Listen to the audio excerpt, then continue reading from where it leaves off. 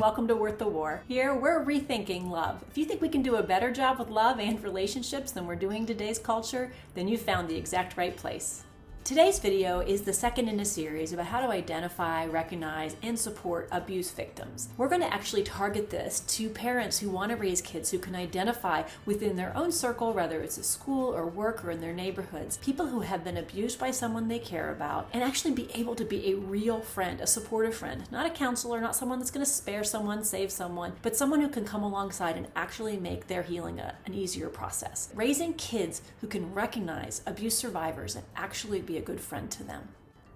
One thing I want to say is that we just made a video that was targeted to adults. So if you have a child who's really mature, that totally understands what trauma is, understands how to help someone who's been through an abuse situation, you actually want to refer to that. But if you're ready to maybe bring children along that are in the late teens, all the way down to maybe 9 or 10 to be able to explain in terms that they can understand, because unfortunately some of this stuff is actually happening in those age groups, then this will be the video for you. One of the first things that we have to understand is that whatever you grew up coming through with dating and love and relationship, whether you're 35 or you're 55 or you're 29, isn't at all what kids are being exposed to today. The things that they're exposed to that used to be on the fringe when you went through it, whether it was sending naked pictures to each other, sexting, non-consensual, abusive BDSM style, intimate personal relationships, whatever it is that you thought was kind of pushed to the side is no longer on the side, because kids at a very young age, an average age of 11, are looking at videos and pictures and stories, bringing each other into pain as being a normalcy. Receiving pain has become normal. It used to be that if you sent a picture or gave a picture of yourself to a boyfriend or girlfriend, it was considered bad character to send it off. Now, 85% of kids who send nudes to other people expect that that's okay to send a revenge nude after you break up. The kind of savage nature of what kids are going through now is something that we have trouble even wrapping our heads around. So the first step to being able to prepare our kids to recognize abuse is to understand that our kids have to be able to know what's going on, and they have to understand whatever they want has to come from inside them, not what culture is telling them is normal. If we can't make sure that we let them draw those lines, they are much more likely to accept things that are culturally acceptable but maybe have nothing to do with anything that they actually would want to engage in.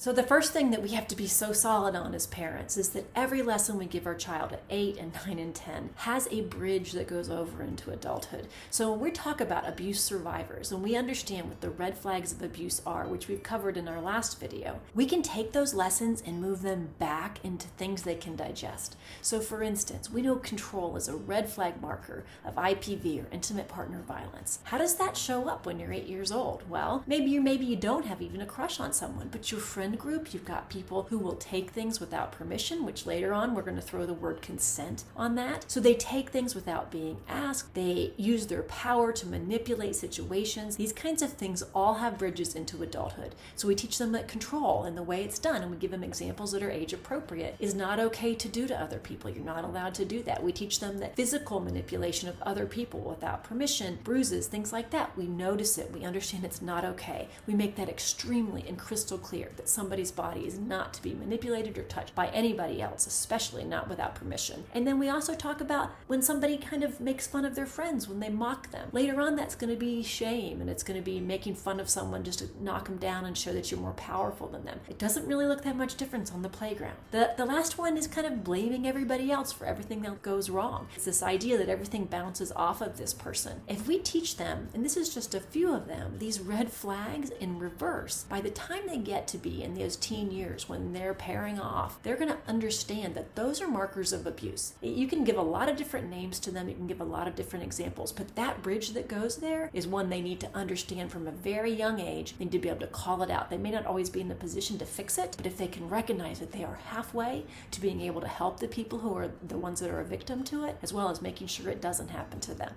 The next thing that we have to cover, and please don't let it bounce off your ears like it's something that you totally get, because I believe that this next subject is a little bit like Latin. It's a lost art. We know what it is, but we don't know how to speak it. The thing we have to do to make sure our kids not only recognize when someone's been through abuse, but can actually come alongside and support them, is for them to understand what friendship actually is. They can't be best friends with everybody. They can't support everybody. They can offer bits of friendship, the art of friendship, to even people that they're not that close to. And the way that we do that is to understand what it it really is. We may not have a really good friend until we're in our 30s, and that's not uncommon. All of the people that we have in our circle filter down to those few people that you can actually tell your shame to, tell your pain to, help you work through and dig through things that you wouldn't even want other people to know about you. Those kinds of friends don't shift when things get hard. They don't push you aside when things get complicated. They are there for you thick and thin. And if in a whole span of a life you have 2 or 3 people like that, you're doing well. Teaching your children that art will help them identify what surface friendships are versus real friendships. That's a big part of learning how to support people. When someone in your circle goes down because they've been hurt at the hands of someone that they were supposed to be able to trust, you have to be able to be a real friend, because a fake friend will find someone who's more fun. So teaching your children the art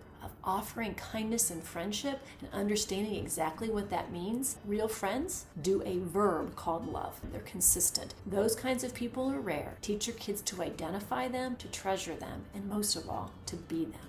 Going right along with the idea of making sure your kids understand the art of friendship is the idea that we need to feed empathy in our children. It is not going to be fed in their peer group. It's not going to even be fed in most of the environments they're in. So as parents, we become the sole arbiter of making sure that they understand what empathy looks like, why it's so valuable, and how it makes us different than a lot of other people in the culture today. We can practically do this by exemplifying it. When we see things and we're watching things about people who have been abused or people that we know in our circle, we don't victim blame. We don't sit around and figure out why they deserve what they got or find ways to make ourselves feel better about it. But we give empathy, we give understanding. We say we don't really know exactly what's going on in all these situations, but we do know no one deserves to be abused. It always has to come from inside the abuser and is visited upon somebody else. We need them to understand that. The other thing that we can do to feed empathy is to actually encourage it. Catch them caring. As parents, we want to catch them when they do that, and we want to reward it. We also can do things like teach them to look around them and notice people's pain. Does someone go from being really joyful and bubbly to really quiet and introspective? Do people who used to make really good choices all of a sudden really getting into drinking and drugs? We have to look and see if they can understand that other people going through pain will exhibit that in different ways. And if we have a heart that's looking for that, that will pass down to our children. And spend more time on that than you do what their latest grade point was or what their latest sports stat was. Focusing on the things that matter when it comes to empathy and growing a heart that cares about others will have a great benefit later for the mental health of your child as well. Another important part of helping our kids understand what's going on around them in the world of abuse is the idea of trauma. And we can teach this to them in ways they can add on to later, but there will actually be a life-changing way of understanding people who are going through healing. One of the best descriptions I can give is that if someone has a wounding, if they're terrorized by someone, if they're abused by someone, is that your brain can't always handle that kind of pain. So it wraps around it this layer of what's like cotton around a wound. If you think about it in terms of you can't handle the reality of what's going on, so underneath that cotton, this wound is existing, and it takes time to heal. And if we rip it off too soon, we're essentially creating another wound. We're ripping the scab off, we're making it worse. Trauma is a lot like that. Our brain is wounded, so it's wrapped around this layer, this thickness, and underneath it, the healing process is happening. We want to be part of the healing. We don't want to try to rip it off. We don't want to try to make them talk when they're not ready to talk. We aren't here to make them do things that we think would be good for them. We want to let them heal in their own time. When you think about movies when someone has cosmetic surgery and they take off the bandage around their face, everybody's nervous. Is it going to look good? Are they going to be disfigured? It's very similar with trauma. Sometimes you have to wait until all the healing is done so that you can release and actually be healed. So teach your child that trauma itself is part of the healing process. People don't always act in the way that we expect them to, and we can't rush them. We have to give them time to process things in their way. If they can understand that, they will be light years ahead, not just of their peers, but of most adults today. We are going to be giving them a huge gift, and in a way they can fully understand. So if our kids can understand these concepts in ways that are age appropriate, the most important piece that I would tell you that every child should understand, even if they're not capable of grasping all of the things we've talked about here, is that when someone in your world has gone through abuse, the number one most powerful thing that you can do is invite them to things. Be kind to them. Don't let them feel isolated. If everybody's talking about them, invite them along so they can see this is just a person. Whatever process they're in, it's just a person. If we let them be more and more isolated, we will actually be adding to their pain. Healing doesn't happen overnight. The injuries don't happen overnight. If you can teach your kids just the basics of these things, they will be an asset to anyone they meet. Let's all be part of the solution and not part of the problem.